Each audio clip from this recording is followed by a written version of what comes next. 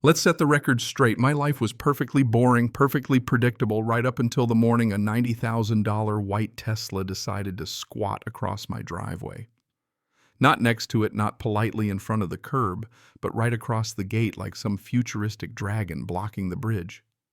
My first words of the day weren't good morning or even a grumble about weak coffee. But Karen, move your damn Tesla. I shouted that mug in hand, staring at the queen bee herself parked out front with a look that said she'd found her kingdom. That's the spark, the flick of a match that lit a 3-week suburban dumpster fire, a spectacle so wild even reality TV would look tame. See, Karen Whitmore isn't just anybody. She's the HOA president by day one, her real estate license still reeking of California, and ambition Starbucks cup permanently fused to her palm. When she smiles, it feels like a scam is in the air, half charm, half threat, all business. Every single morning, the routine is the same. Karen glides up, swings her Tesla sideways, blocks my only exit, and pulls out her phone like she's Spielberg ready to document my misery. There I am, dancing around her bumper with my work truck, sweating bullets while she sips her oat milk latte behind the tinted glass. She posts every humiliating second on the neighborhood Facebook page. See what I have to deal with her captions, probably say, racking up laughing emojis like trophies. If there's a VIP section in hell for people who think parking is a power move, she'll be seated first. But let's rewind for a second. Just a few years back, my world got turned upside down, lost my wife, Sarah, to cancer. Suddenly, all I had was 5 acres of wild grass and construction equipment courtesy of Grandpa and a stubborn old Ford that started on faith more than gasoline. Peace and quiet became my North Star. Then the developers showed up, brought in a fresh wave of city folks running from California and chasing country living, but only if the country behaved the way they wanted. I tried to keep to myself, pay my dues, stay invisible. Karen had other plans. From day one, improving the neighborhood meant fixing what she saw as problems, my business, my machinery, my life. She showed up smiling, all sugar and suggestions, hinting that maybe I should move my trucks elsewhere for the good of the community, even had the nerve to say my old Ford was polluting her perfect little world. Then came the mailbox ambushes. Like clockwork, every time I needed to leave, her Tesla just happened to need a rest across my drive. Performance art, really her starring as the patient neighbor me, as the clueless country bumpkin. At first I thought just let her win a round. She'll move on. That illusion didn't last. Soon enough, her car was parked so perfectly right across my gate, I started to think she was tracing chalk outlines. Through her window, she'd film my frustration, that sly smirk daring me to make a scene. The next thing I knew, there's a video of me online, her little documentary about educating the locals. Comment section blew up, new neighbors taking her side, calling me a redneck, while the old guards circled the wagons, planning my defense at the diner over black coffee and muttered curses. It all got real fast. Karen's allies, worried about their investments, lined up behind her. The locals, the ones who remembered when this town was just a patch of dirt and hope, saw right through her. Big Jim at the hardware store kicked her out, said she was California cancer. The Main Street Cafe split right down the middle, lattes on one side, truckers on the other, both sides plotting. Cops rolled in. Deputy Rodriguez, bless him, tried to keep the peace.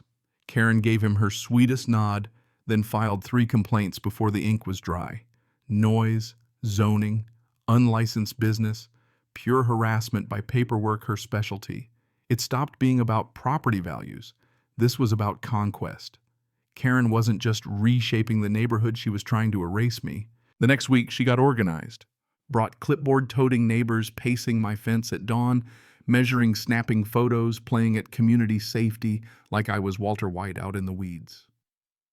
7 pages of complaints landed at the county: zoning, environment, public safety.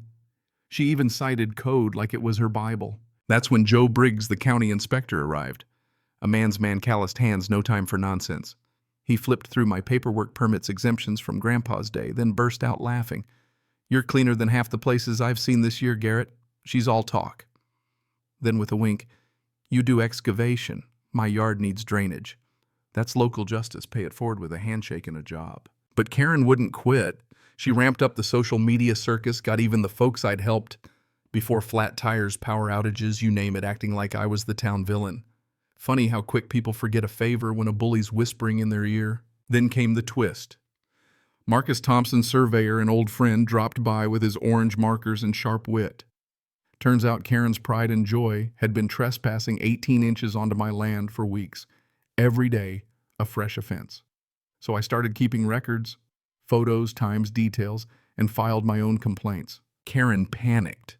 She started parking right up to the marker so close I could barely breathe past her bumper and spun it online as neighbor intimidation. She rallied her troops, tried to rewrite zoning laws, but by then the community tide was turning. Hardware store and cafe both iced her out. Neighbors who'd kept quiet now brought me coffee and notes. Hang tough, Garrett. Bullies unite the village, I guess. Still, Karen went full spy mode. Sat for hours in her car telephoto lens, peeking through the blinds, documenting my every move like she was tracking Bigfoot. Her campaign was relentless. But all those videos, the ones she meant to shame me, turned out to be her undoing. Mike, my insurance guy, caught a few. That's deliberate obstruction, property damage, and harassment, he said. Insurance filed a claim on my behalf. Karen's evidence was turning into a noose of her own making. Time to fight fire with fire. Security cameras went up, motion sensors too. I started live streaming, called it the Millbrook Gate Chronicles. Within days, viewers across the state were tuning in, rooting for the underdog. Karen's real estate business tanked. Digging uncovered a pattern. She'd run the same scam in 2 other counties, driving working families off their land, flipping the properties for profit. Her mask started slipping. Karen set up shop in her driveway chair and laptop, playing neighborhood watch captain while her support base crumbled. She filed a restraining order, false claims, fake witnesses, pure fiction. But karma's always watching. Enter Sarah Palmer, my wife's best friend, a civil rights attorney with a bulldog's bite. She took one look at Karen's paperwork and went nuclear. This is perjury fraud. She's cooked. Sarah collected evidence. The law firm dropped Karen like a hot brick, and county officials pressed charges. Even the feds got involved. Karen's house of cards blew away in the first strong wind. Karen tried one last desperate move, hired private security whose surprise weren't even licensed. Joe Briggs reported them and they disappeared overnight. Another check mark on her list of crimes. Then came my moment. Sorting through Grandpa's dusty files, I found the golden ticket, the 1987 Millbrook Heights Development Agreement. Grandpa Old Fox that he was kept agricultural easement rights across the subdivision. That meant I could drive whatever I wanted, logging trucks, excavators, you name it, straight through Karen's street, and nobody could do squat about it. The stage was set.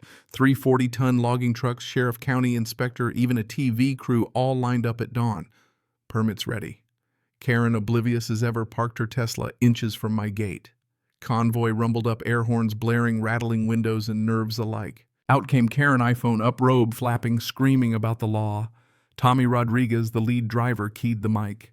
Ma'am, federal easement rights from 1987 confirmed yesterday by a judge. Please stand clear. Karen planted herself right in the middle of the road, unmovable. I'm not moving. You can't bring those trucks through here. Chains strained, snapped, 40 tons of timber thundered down, crushing her Tesla flat. The sound echoed through the neighborhood, unforgettable. Karen's face, priceless. Neighbors cheered, cameras rolled. Police arrested her on the spot, obstruction, perjury, federal violations. When Channel 8 asked for comment, all I said was, "This isn't revenge, it's education." Karen spent weeks teaching me about harassment. Today she learned what real law looks like, delivered by logging truck. The community erupted, diesel fumes and a sense of justice in the air. 6 months later, Karen had vanished. Her Tesla's mangled shell stood on display at Big Jim's Hardware, a warning to all. The town threw a festival every year on my land, barbecue, music workshops about standing your ground. Sarah's Memorial Fund helped families battle HOA harassment. Even the local college started classes about property law inspired by this whole circus. But here's what sticks, the real lesson. Justice is slow. Some days it feels like the bullies win, like red tape and paperwork are bigger than any of us. But with patience, the law, and a community that remembers what's right, tables turn. Sometimes all it takes is a stubborn streak, good neighbors, and a well-timed logging truck to set things straight. So now I wonder, where's the line? When does defending your rights become just another kind of war? How far is too far, even when you know justice is on your side? Ever dealt with a Karen or fought your own battle with power? Run amok, tell your stories below, drop your thoughts, because sometimes the best revenge is building a place no bully can break. Peace out.